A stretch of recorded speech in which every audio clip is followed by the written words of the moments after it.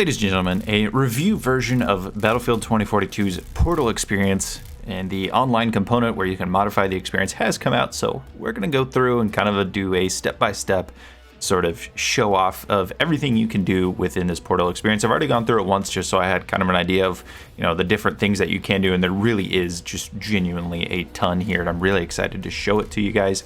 So without further ado, let's get into this bad boy. Now, last time I made a little bit of a rush setup, but I was just kind of messing around. So let's go in here. Of course, you have the different ones. You can kind of get these presets of 1942, Bad Company 2, Battlefield 3, and go in and modify them. Or you can come down here, you can pick the different modes that you want to experience. Of course, if you already have some saved, they can be down here as well under My Experiences. And again, there's these sort of already set up ones: Total Rush, Total Conquest, Free for All, 1942 Classic Conquest, Bad Company 2 Rush, all kinds of different experiences that you can put together. Conquest Large, I'm assuming that's 128 player Conquest. That isn't up here quite yet, but regular Conquest is. So let's go into Battlefield 3 Conquest just for the sake of it. So I've picked Conquest as our mode. Of course, you can see the other modes that you can pick down here. Now, I do wonder if, maybe there will be more modes. Maybe they'll add Breakthrough and whatnot. I think that'd be really, really nice to add. Maybe sort of like a stand-in could be having Rush, but on the larger 2042 maps. And then you can have 128 players and everything like that. You could have that as a stand-in. I know a lot of people are looking forward to playing Breakthrough. Not sure why it's not here. Probably because the one game that introduced it and the other one that supported it is not actually here right now, so we don't really have the setup for that. I'm sure it's coming down the line. Regardless, there's, you have Rush for that linear experience, or you can do Conquest, things like that. So let's get in the map rotation since we're selecting Conquest. Now, there are tons of different maps to choose from. Obviously, you have all your 2042 maps up here. Then you've got your other Portal maps. You've got Battle of the Bulge, Arica Harbor, Rorschach Canals, Valparaiso, Caspian Border, El Alamein. Now, what you can do, obviously, we have these two over here already selected. Let's add another. Let's add El Alamein up there and Valparaiso. So say you have this, but this isn't exactly the rotation that you want. You can just drag each one into the area that you want it. Just a neat little detail if you didn't like the exact setup that you had, and just change it around to however you want it to look like. And then you come down here, you got your core game mode details. So you can change the amount of human players. So we're going to leave this at 64, but if you wanted to go all the way up to 128, you can. If you wanted to put it down to just 1, you can. Say you just want to squad with your friends. You just do 4, and then you unlink this right here, and you can change it to all on one team, all on the other team, or just kind of split down the middle. So you want to do like 2v2 or whatnot. You can do it however you want. Let's put it back up to 64 so it's kind of down the middle. This will be important later when we're showing off some of the AI stuff. Game time, 45. This just is a maximum amount of minutes that the game can last. Then you have the different squad spawn types. So if you want squad mates spawn on squad leader only, you can do that. You can make it to where there are advantages to being a squad leader and that people can just spawn on you, but you can't spawn on anyone else. Or you can do it to where the squad leader can spawn on anything, but squad mates can only spawn on the squad leader. Or you can just disable squad spawns totally and make it miserable for a lot of people. So there's that. Like I said, if you want the more hardcore experience, you could go for squad mates on the squad leader, but I'm going to leave it at all. And then you have the per squad character limit. Now, this only goes up to 4. I was hoping it would go up a little bit higher, maybe to 5 or 6, but it does only go up to 4. You can reduce it, do 1, 2, 3, or 4. So it's up to you how you want to do that. I was hoping it would go higher, but I think most people are going to leave it at 4. I don't know why you'd want to go lower than that unless you're doing some kind of like 2v2 mode or something like that. Even then, it almost wouldn't even matter. Then you have reinforcements removed per kill, so you can make kills more valuable. Drag this up, have a 5 times multiplier as to how much damage you can do per kill, or you can drag it down and just have it 1. You can even have it 0. You can make kills not matter at all. So there's that. Then there's also the reinforcement multiplier. Now this one is a little confusing on the surface. But essentially, it multiplies the reinforcement count required to end the game. So anything less than 1 will result in fewer reinforcements, and shorter games, while the value is greater than 1, will increase the reinforcement count and extend the game time. So essentially, this means you have your default reinforcement counts when you spawn into a game, and if you want it to be fewer reinforcements, so say there's 500 reinforcements, 500 tickets, I guess, is the better example there. You can have it less than 1, and you can put it, say, at 0.5, and it's going to be 250 tickets. Or you can multiply it all the way up to 10, and you can have 5,000 tickets. You can do some crazy stuff as far as that goes, and have some pretty long games, some real wars of attrition, you know what I'm saying? Not that I want attrition coming back, but let's get into the next one. This is actually where the details really start to come to life. You can have friendly fire on or off for either team. You can have it to where it's on for one team, off for the other if you wanted to. A little bit different. You can also change projectile speed. So if you want really high bullet velocities, make every single gun, especially the snipers, shoot like laser beams. You don't have to lead anyone. Multiply the projectiles by 5. If you want slower ones, put it down to 0.5. That was pretty interesting. I'm gonna leave it at 1. Obviously, you're free to play with it when the game comes out and see exactly how different the game will feel with higher projectile speeds or not. There's also the global damage multiplier, so if you wanted a hardcore experience, you could just crank this up to say one team does double damage, one team doesn't, or you can link them and they both do 1 or more, or you can have it all the way up to 5 times the damage. Like I said, for hardcore players, I imagine they're going to be playing around with that a lot. Also do one team does half damage, so you want something a little bit more like close to a battle royale or something like that. You could do that. You can also turn extreme weather events on or off. Now, this is, of course, only going to apply to 2042 maps.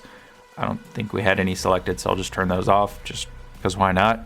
I also have classic soldier weapon tuning. Now, this is a cool one because you can use the default TTK that they have for Portal, I guess, to kind of make each of the factions feel pretty even, or you can get the classic feel of the games. This does have no effect on 2042 factions, obviously, because there's nothing to change. They just are the way they are. So if you want it to feel classic, just turn it on. If you want it off, you can turn it off, and they'll have a little bit more of an even feel. Let's have it on just for fun. Why not? We also have stationary weapon emplacements. You can have those on or off. I think it's best to have those on. And again, for the hardcore players, if you want to change headshot damage multipliers versus body shot damage multipliers, you can play around with that as well. So if you just want really high damage across the board, you can just kind of crank that number up. Of course, you could also do global damage multipliers for that. Now, if you want a really skill-based lobby, you could have high headshot damage, so say 2.5 times that, and then you could reduce body shot damage all the way down to 0. That's headshots only, basically. Or you could just, make it a little bit more forgiving. We'll do half damage to the body, 2.5 to the head. Again, you can play around with it, make it feel how you want it to feel. Let's leave it at this. Why not? You have aim assist on or off. Now, this is going to be big, I'm sure, for a lot of people. I'm turning off zoom snap because you don't need that. Basic aim assist is fine. Zoom snap is absolutely a crutch, and I'm a controller player telling you that it is completely unnecessary in this game. I don't like it. So any server I make, I'm gonna turn this off. I turn it off in my own settings anyway, so it's unnecessary. You can also change the drops on death. So if you kill someone, they can drop their weapon and ammo, or just drop ammo, or drop nothing at all. So it's up to you.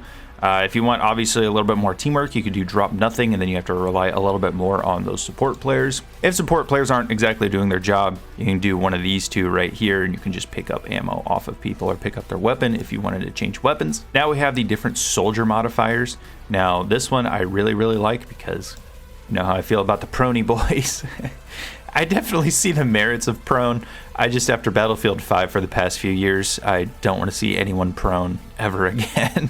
We have the man down type. So this one's actually interesting. You can go into a crawl. I'm assuming that's from Hazard Zone. So you can go into a crawl to where they can crawl into cover, and I really like that, and I would like to see that in the game. So you can crawl into cover, get revived by your friends, or you can do your regular downed state to where you're dead, but you can be revived. You can't move anywhere though. Or you can do instant death. So you die, there are no revives, you're dead. So I'm gonna put that on crawl. Fall damage multiplier, you can turn off all fall damage. You can make it to where you better be careful jumping down a set of stairs because you're gonna take some pretty hard damage. I feel like that should be just one right there. And again, you can change it for either team if you wanted to. If you want one team to take half damage, one to take the regular amount, you can. It's up to you how you want to do that. Strafe while sprinting. So if you want to sprint strafe, you can have that on. If you want to not have that in the game, you can have that off. Not a huge deal to me. It seems seems fine to me. Sprint, regular sprint. If you want sprint off or on, do that. If you want like a really old school experience, turn off sprint, you can do that. If it doesn't bother you, you can just leave that on. You can also turn off ADS. So again, if you want like a super kind of old school CSGO type of experience, you can turn off ADS. You can also turn off health regeneration. So if you miss attrition for some reason from Battlefield 5, you can do that as well. You can just turn it off, and then you have to rely on your medics a lot more, or just run medic and be the overpowered class on the server. You can do that. There's also the soldier move speed multiplier. So if you want soldiers to move really, really fast, crank it up. It only goes up 1.3. You can also turn it down to 0.8. So, and like I said, you can have one team really fast, one team really slow. It's up to you how you want to do it. You can have like a team of tanks with a bunch of health and really slow movement, and a team of sort of glass cannons that can do a good amount of damage but move really fast but can't really take a bunch of damage. That could be pretty cool. So for example, make team 1 1.3, team 2 0.8, maximum health multiplier. We'll cut team 1's health down to 0.5. We'll move up team 2's to 1.5. So kind of you got team tank and you got team speed. I think that could be pretty interesting. And down here you got the health regenerate, where it's just have it down to 0.1, really, really slow for one team. You can have it really fast for another team. And you have the redeploy delay multiplier. So if you want, quick respawns, just make it really quick to respawn instantaneously. Or if you want it to be slow, you can make it really slow. It's up to you how of course, you want to make that happen. You also have Traversal Sprint. I'm assuming this is tactical sprint. You have this on or off. I'm gonna put it on. Same with the slide. You can have slide on or off. So if you don't like that advanced movement that is in Battlefield 2042's base game, you can turn that off and have that sort of classic experience.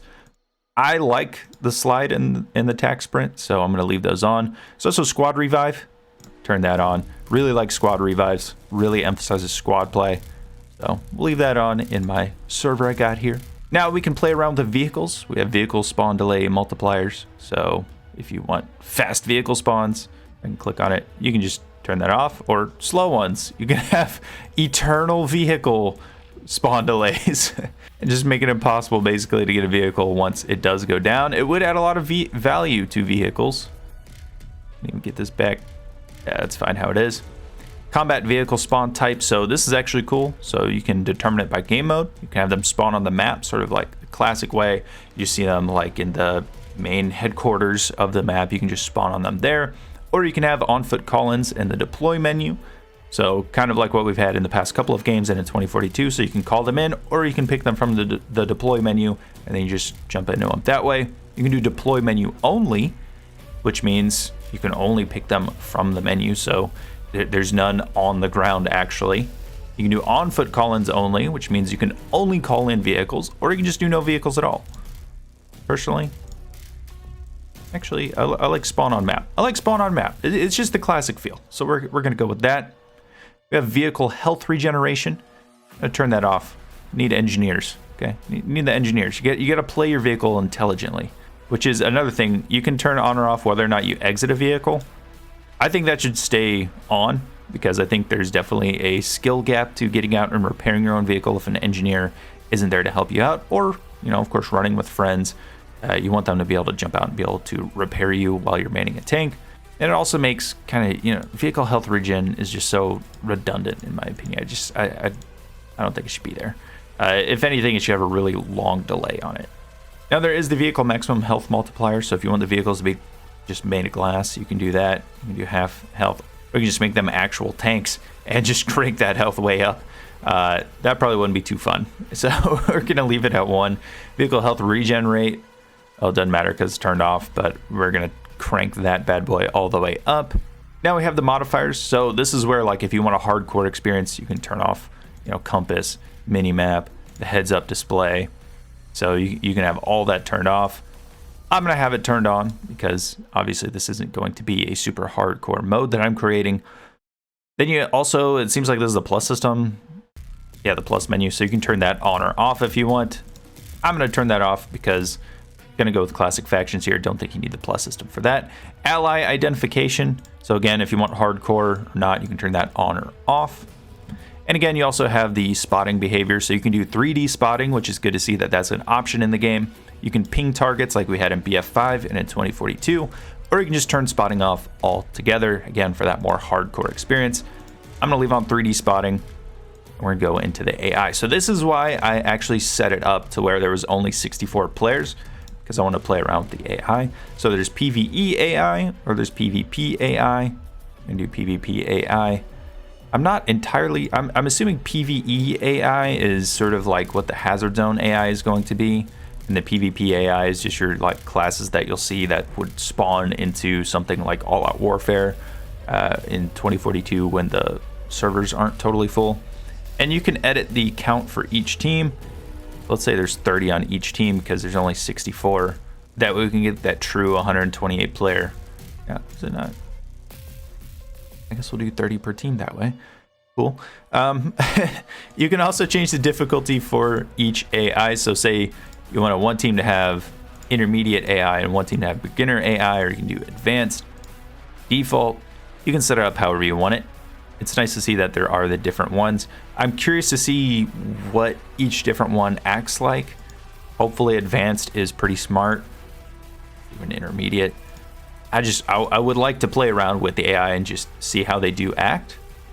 You also have the AI man down. So we have the synced modifiers. So if you want the AI to inherit the exact same modifiers that the regular soldiers have, you can do that. Or if you want them to act differently and have different modifiers, you can do that as well, and then play around with the same ones that we just went over.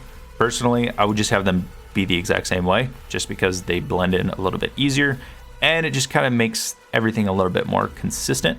So here we can select the factions and what we want to have. So if you want Battlefield 3 factions, you can do that. You can do the US and Russia, or if you wanted, say, Bad Company 2 and 1942, you can do that as well.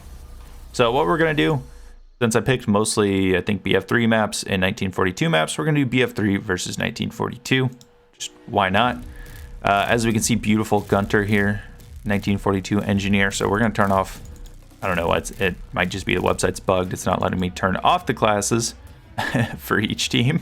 That's fine, but you would have the option to turn certain classes off. I was going to try to have an army of Gunters versus the Battlefield 3 team. I think that'd be pretty funny. Next thing you can do, you can go to weapons. And so you can actually turn off any kind of weapons. So say, for instance, you want one team to be bolt actions only. Nothing but bolt actions. You can do that. Or if you want, say, a super authentic sort of experience. So you got the STG-44, of course, German team. You can turn off, you know, certain, so say the M1 Garand. Germans didn't have the M1 Garand. So you can have faction-specific weapons for each team. So there you go. So German-only weapons for the German team in 1942. You can do something similar for, of course, the American team. So say you want only US weapons for the American team. I'm not sure what faction the G3A3 would fall under. Pretty sure the AN-94 is Russian. I could be totally wrong. But if you want it to feel authentic, you know, you could do that. You just turn off certain ones. I think the A91 is, I don't think it matters in modern day. I think anyone can really grab any weapon they want. But you know what I'm saying. Like, you can set it up to where certain factions are locked to certain weapons, so you can have a really hardcore, authentic experience if you really wanted that. If, say, you wanted to turn off just a whole weapon class, of course you can do that. Turn off all shotguns if you wanted to. You can just set it up however you want. No snipers, or you can do only shotguns and snipers if you wanted. It's really cool how much you can customize this down to the various weapons each team can use. Then, of course, you can even change the attachments that are available. So we turned off shotguns, but there are different types of ammo types that you can select to turn off or on. So say you don't want slug shells. Shotguns are okay, but no slug shells. You can do that. You can just turn those off. You can leave them on. Go to the different other attachments, so suppressors. So you don't want suppressors in the game, you can turn all those off. Just turn off the whole barrel slot if you wanted to. You can also turn off sights. So say you want iron sights only, turn off all sights. Here, you can do that. Really, really cool. And go into vehicles. So if you think, say, the helicopters are overpowered, you're just like, I don't want to deal with them. Leave the transport helis, but everything else, not today, son. You can do that. You can also turn off bombers. Don't like bombers? Turn them off, leave them on. You can, say, only have one kind of vehicle. So say you don't want any aerial vehicles. You're like, this isn't going to have any aerial vehicles. Everything is going to be just ground vehicles. Nothing in the air. Nothing at all. You can do that. Or only air vehicles. Nothing can be on the ground. Oh, not what I want to click. You can do that. You can set it up this way. That's really cool to me. You can just literally have the absolute 100% experience that you want. You can also go into this filter and you can sort of look up what kind of classes you want to see in here. It helps you find a certain specific thing if you wanted to find that. Honestly, a lot of it's just already listed out here. So say we're doing aerial vehicles only. And then you can go in here, you can select the different gadgets that are available. So say you don't want proximity explosives. And then for the other team, you don't want launchers. Yeah, you can take off thrown explosives, lock-ons. If you don't like lock-ons, take off lock-ons. Take off laser locks. I don't know why some of these it won't let me click on or off. But you can set it up, exactly how you want it.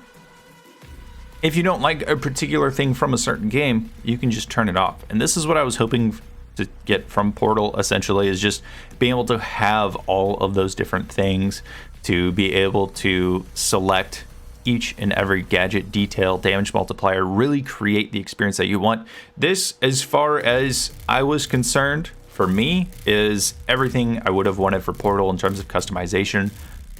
But let me know down below what you guys think. This was really cool. Of course, you can go in here and you can finish. Let's name it. You got to give it a name. So let's say BF3 verse 1942 Conquest EVP VE. There. So that's a valid experience.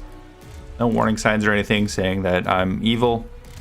And then another cool thing is it will auto tag everything so people can find what experiences that you may have made based on these tags. So you have things like asymmetrical and everything like that. It autofills based off of what you selected, and I really like that. So it could be very easy to find, and then you click show code and it'll give you a code. I'm assuming this code is to be able to locate it once you're inside of 2042. So, here's the code for this. I'm gonna delete it anyway, so it's not gonna matter. But if you made an experience, you could take this code, you could copy it, you could post it somewhere, and then people could go find that game. So I thought this was really cool. Let me know down below what you guys think of the Portal server that I made. Let me know what you think of the Portal creator anyway, everything that you can do. Do you think it's detailed enough? Do you think it's not detailed enough? Do you think that there should be more to it? Let me know. Let me know what else you would like to see be added to Portal, and I'll see you guys in the next video.